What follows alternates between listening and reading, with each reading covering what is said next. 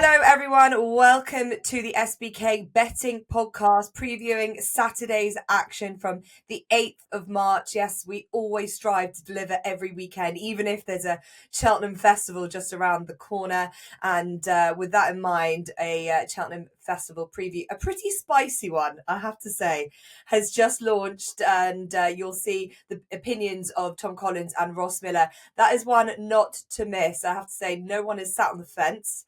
And just not your ordinary Cheltenham preview. So I urge all those looking for some Cheltenham insights to go visit that on your podcast apps or if you watch on YouTube. But enough of that. As I said, we always like to give you our Saturday racing. So we're here to delve into what we have on offer at Sandown on Saturday. But before we do so, we'll give you some offers and we'll remind you of the Cheltenham offers that there are if you are thinking about that. SBK are offering a free £2 multiple every day of the festival. So well worth listening to our preview as we give you some options for that.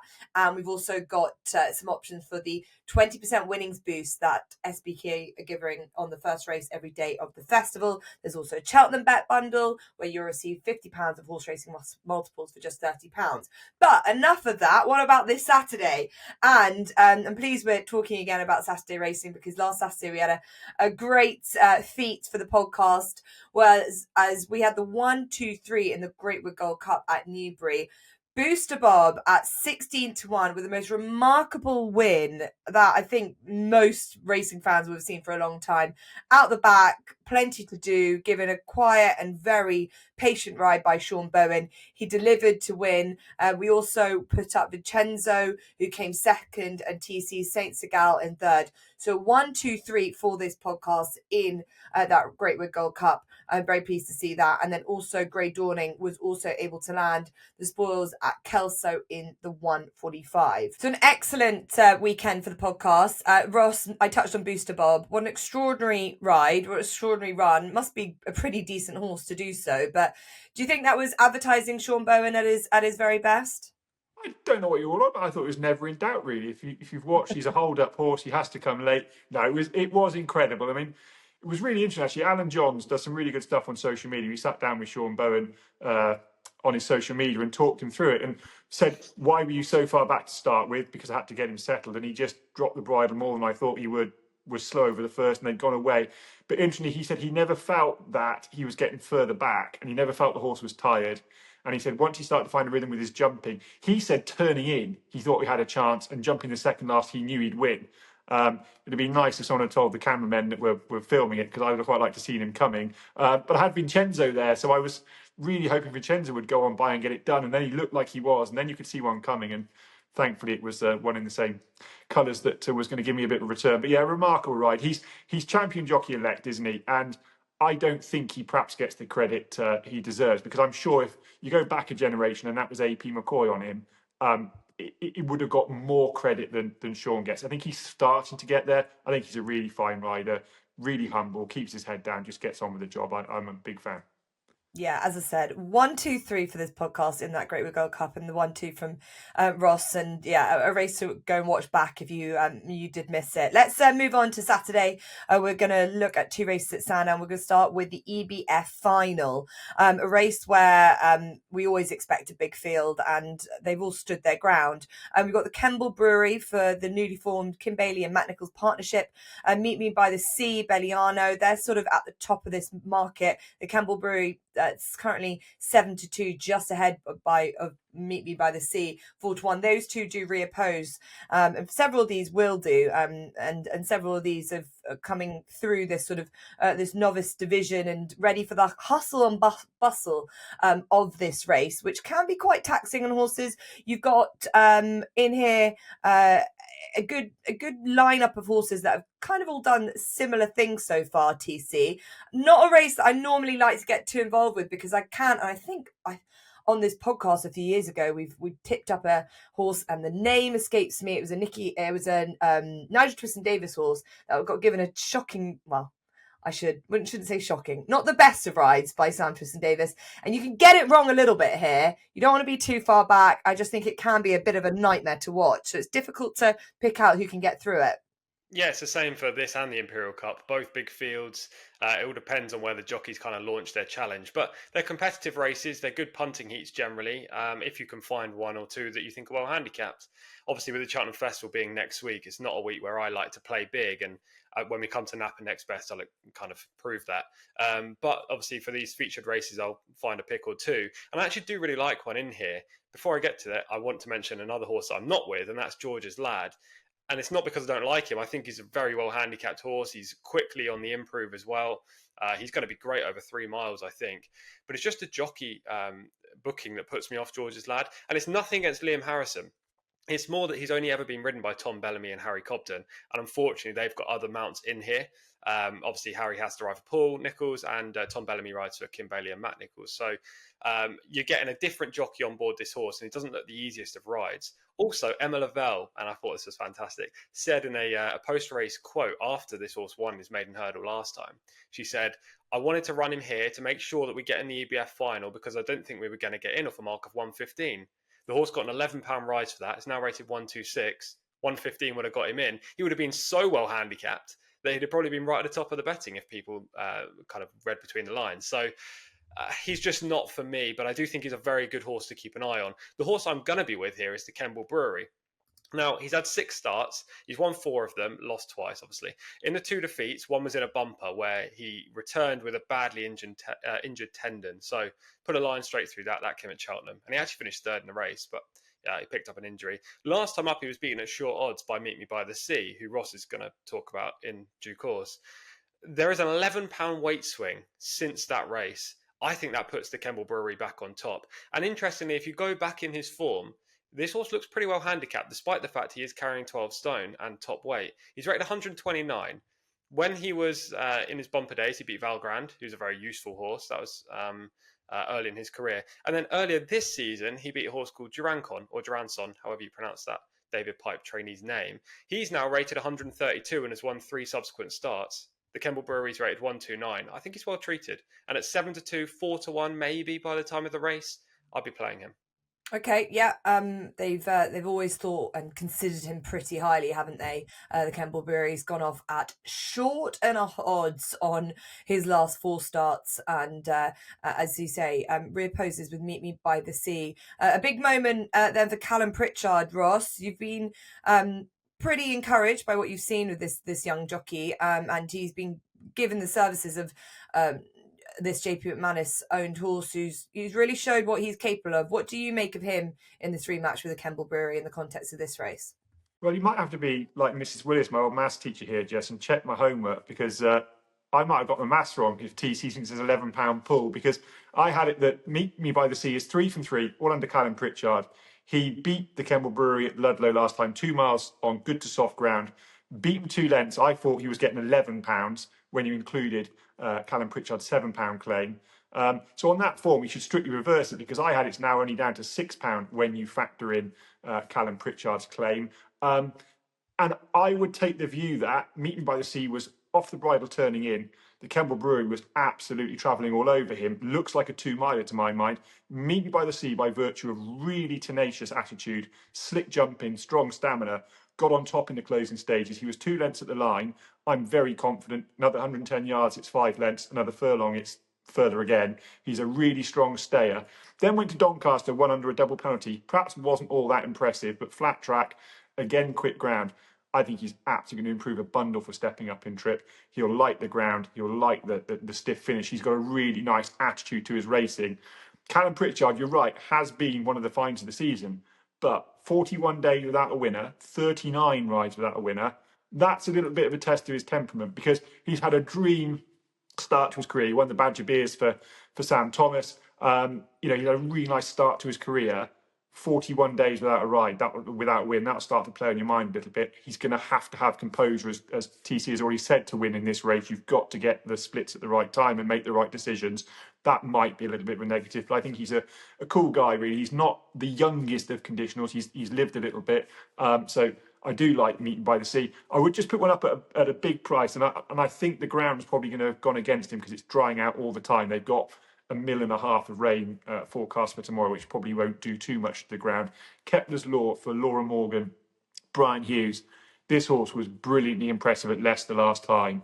The ground was desperate. It was heavy ground, 2 mile 4. But he won pulling an absolute cart. He beat Barlovento's 117 rated by 35 lengths. Now, I'm not daft enough to take this heavy ground form literally, but it shows what a huge engine this horse has got. I'll be keen to follow him going forwards. I think he may make up into a nice chaser. And even if you look at his first run at Aintree when he was behind Mr. Mega, who I know TC's a big fan of, and we've not seen him since, that isn't a bad piece of form on, and that was on better ground.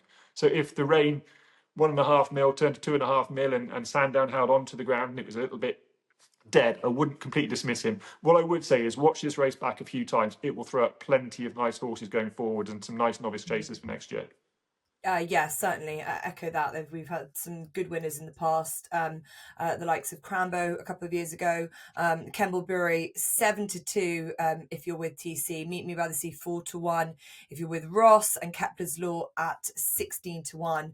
That is the EBF National Hunt Novices Handicap Hurdle Final. Looking forward to that. That is the race that comes just ahead of the feature race on the card, the Imperial Cup at 2:25.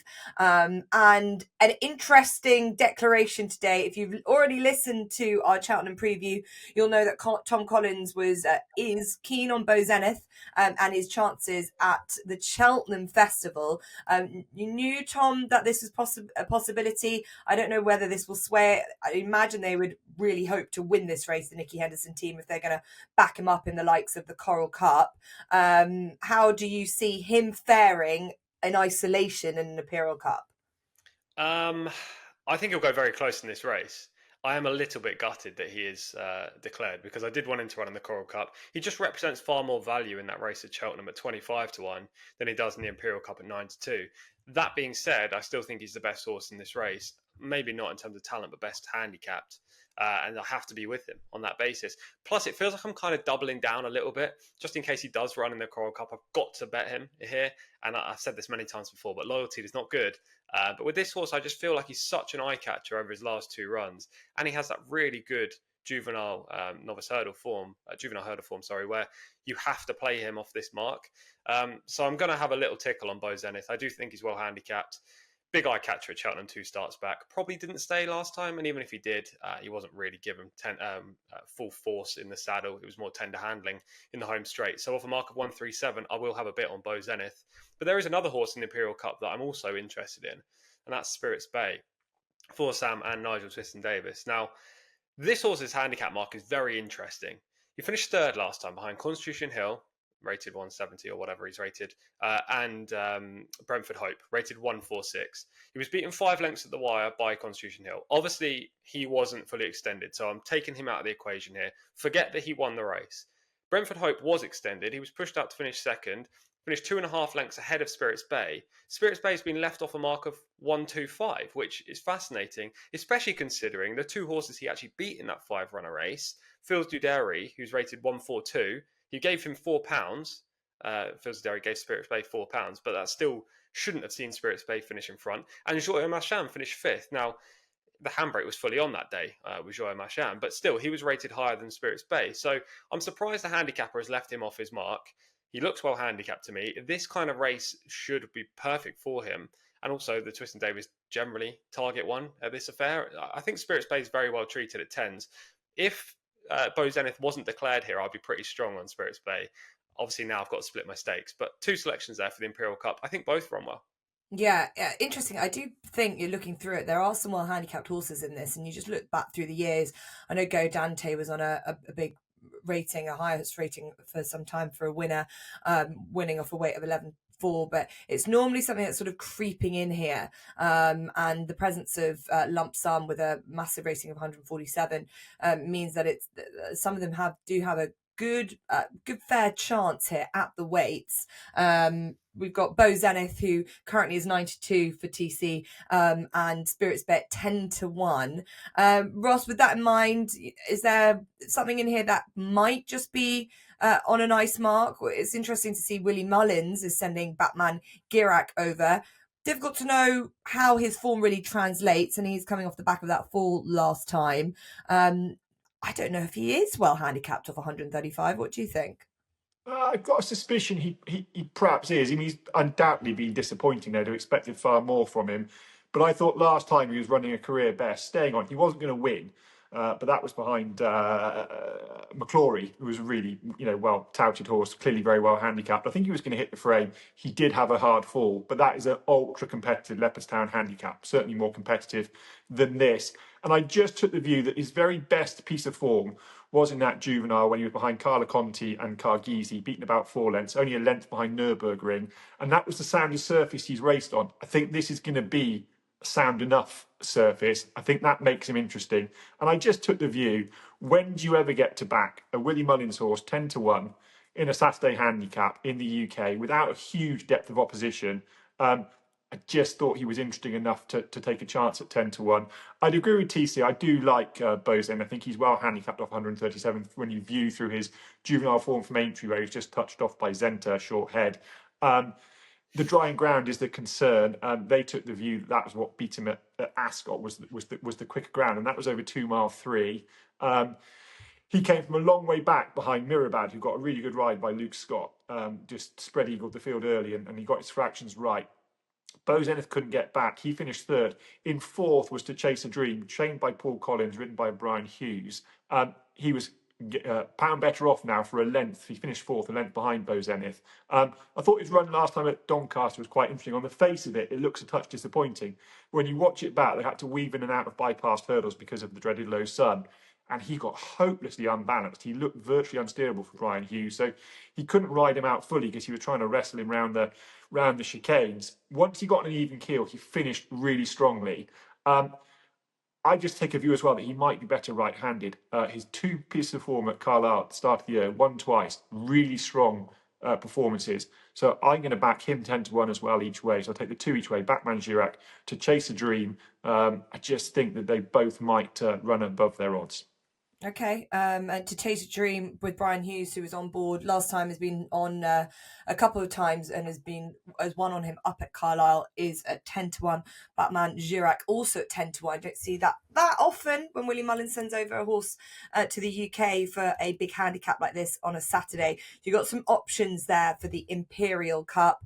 Those are the 2 races that we're previewing, but there's some good racing throughout the country. And TC, we've got a Lincoln trial at Wolverhampton. There's ITV racing at Wolverhampton on Saturday. There's also pretty certain there was a listed race that I saw. Yeah, there is that Lady Wolfrina Stakes. So good action at Wolverhampton, which will probably delight you with all the Cheltenham chat that you've been subjected to over the last while. But have you got anything there or anything else outside of it? Yeah, as I said earlier, this week, especially this weekend, I just won't be going in big. I'll have a few in the US as per usual, but the UK, it's more just kind of saving it for the Cheltenham Festival. Not because I want a few days off, just because I generally think this weekend is super difficult year on year. Going into Cheltenham, it's not the ideal setup for good punting. So my nap is actually going to be a horse that I've already mentioned. That is the Kemble Brewery in the EBF final, the 150 at Sandown. And I do have to admit, Ross was right with the maths. I was wrong. I forgot to factor in Callum Pritchard's £5 claim. So yes, only £6 swing there, but I still think that's enough for the Kemble Brewery to reverse that form. And the next best is at Wolverhampton in one of the races you said, the listed Lady Wolfruna Stakes at 320. And it's going to be an each way next best on Fair Angelica, who's around 5-1 at the time of recording. I just think that's each way thievery. I'd be shocked if she was out the 3, and she has winning claims. She's unbeaten in 3 starts on the all-weather. She's already a listed winner, so we know she's capable of scoring at this level. I liked her middle draw in this contest in stall 5. And maybe she doesn't have the same turn of foot as Jabara, who tops the market. But I do think she's better. She's better suited by the conditions of this race, the all-weather, the fact that she goes well fresh. Her draw compared to Jabara's stall 1, which is not ideal for a closer. And hopefully Fair Angelica can go close for Richard Hughes, who deserves a listed winner after plying his trade throughout the winter on these all-weather tracks. So, a bit of a tentative weekend, Jess, looking ahead towards Cheltenham, but hopefully a winner or 2 on this pod.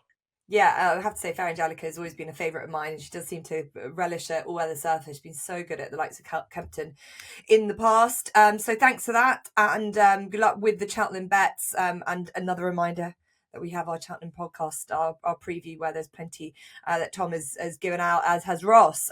What do you like, Ross, this weekend? Hereford, I know that's a local track for you from back in the day. We nearly included that. There's good racing at Hereford this weekend, but is there anything else that you like to select from a Napa Next Best perspective? No, nothing. 999 to 1 winner. Ross getting some maths right. That'll do me for the weekend. Hereford is really good. Hereford's on Channel 4. That would be back in the day, wouldn't it? Hereford's on ITV4. That's really good. I worry that the smaller tracks don't get enough publicity. There's some really good racing series, the Go North series up north, surprisingly enough. There's some good series, and I don't think they get a fair cut. So I'm glad to see Hereford on, but it did look a bit trappy and a bit difficult. So I've stuck with Sandown. I'm going to have a swing at one for my nap, and that's the Lakes for Stuart Edmonds and Charlie Hammond in the opening juvenile handicap hurdle. She hasn't got an awful lot going for on-form figures, but I watched her Chepstow run, and I was really impressed by it. It was desperate ground. She did everything wrong. She was far too free up the front, didn't jump very well, I think possibly because she got a bit stuck in the ground. The two that finished ahead of her, she stuck on for third. The two finished ahead of her came from a long way back that were very patiently ridden. And I just loved every time she made a mistake up the home straight at Chepstow, she got back on the bridle, she stuck her head down, she kept on going. I think she's got a really lovely attitude. I'm taking the view that a sounder surface will help her jumping, and that she might just be underestimated by the opposition here. I think she'll go from the front. She's got bottom weight. She's only got a mark of 104, but she was 67 on the flat, so theoretically she should be there or thereabouts. Sounder surface. Stuart Edmonds is a really underrated trainer, does particularly well with these horses off the flat that are bought fairly cheaply. I think she might just spread eagle them, and if the ground is a bit nicer, she might stay going. So I'll take a chance on her as a nap. And then my next best, and please bear in mind, I'm short of sleep. I've worked so hard on the Cheltenham podcast this week. It's the definition of insanity, isn't it? Doing the same thing, expecting a different result. Don't Tell Sue. I think I've put him up twice already this year, and he's yet to deliver. But he does now go over fences, so that is a little bit different. Paul Nicholls, Harry Cobden, he's in the 410, which is the novice handicap chase. He was also in the handicap chase, which tells me that the fact he was entered in there, his jumping has clearly been pretty good at home to go in, that they considered going in against seasoned campaigners. They obviously think this is the easier race. And this will be the last time I put him up, I promise. But his course and distance form, 8 lengths behind Active Authority. He's 135 rated. Then he went to Warwick and bumped into Mr. Hope Street, who was really well advanced at the weights that day. He's 127 rated. Don't Tell Sue is still off 117. Harry Cobden jumps on. He's a big, strong horse. He looks like he should make a better chaser. He's really well handicapped off 117, but he does seem to find a way of getting beat. So I might just be absolutely losing the plot here, but I'm going to chance him as my next best, and it will be the last time unless he wins. The problem is, Ross, if he does win, then you're going to be encouraged for more lengthy previews and more lack of sleep, and that will be the recipe for finding us the winners. So you're kind of damned if you do, damned if you don't. But either way, your patience and your faith in Don't Tell Sue, let's see if it will be restored this weekend. Thank you for that, for your nap and your next best. Quick couple, maybe even 3 are going to be cheeky from me this week. My nap is going to come in the shape of the 3 o'clock at Sandown. It's the Mayor's Listed Bumper. Charisma Cat, lucky to see her win at Warwick on her second start, which I thought was an impressive success considering she had a penalty that day, and she beat a good looking field. She then went to the Allen Swimbank at Market Rasen, which is always a good race, and she all but won that. She was just on the wrong stride. With another head she would have got there, but that day she ran an absolute blinder, and they pulled clear of the rest of them. She comes into this race with the conditions in her favour, doesn't have a penalty. Don't think it's an excellent race. She's already beaten Dream Shadow, who's the second favourite. There are a couple of horses that have won 1-1 and look to be okay, but there's nothing of extreme quality that I think is going to really trouble her. So I like Charisma Cat, especially if you can still get the 9-4, which is around. And then in the 4:45, Excitations for Pam Sly and Paul O'Brien has been a marvellous force for them over the years. Pam Sly, with the small horses that she has, and most of them that she's bred, does an excellent job. She always likes to put Paul O'Brien on board, who, when he does have the opportunity to ride, because he's normally with Harry Durham, gets on very well with his horses. And they decided to stick the cheap pieces on him last time at Sandown, which worked well, beating a very youthful yardstick in Isam. It comes here off that success, just £2 higher. I would say that the drying ground will be in his favour, and I like his chances of hopefully backing that up, although it can be difficult for a horse of that nature to back up his wins, but we'll hope to see him run well. And then just another one in the 235 at Hereford. All you the New Line fans, you'll be interested to see that his half brother Chuggy, who's named after his breeder, who's sadly no longer with us, Robert Chugg, will have his first start under rules in the 235, the maiden hurdle, for Dan Skelton and Tristan Durrell. It's not the most competitive or deep races to begin off his hurdling career. He did pull up in his point to point. I don't think he's probably anywhere near as good as the New Lion was early days, but he's found quite a good race to begin off his career. So that's all of our naps. Our next best selection for Saturday. As I've mentioned throughout, we've got a really exciting weekend, but that is not as big as the 4 days that we have at Cheltenham coming up. Don't forget to tune in, listen to the Cheltenham Festival preview podcast, and one not to miss. We've got plenty to look forward to there. You can now listen to the SBK Betting Podcast in the app itself, so just make yourself aware of that horse racing page, and you can click play there. All new SBK users, you'll get £40 in free bets when you sign up and bet £10 for the first time. And head to SBK for lots of other offers and promotions throughout the weekend. Thanks to Ross and TC, and we'll see you soon.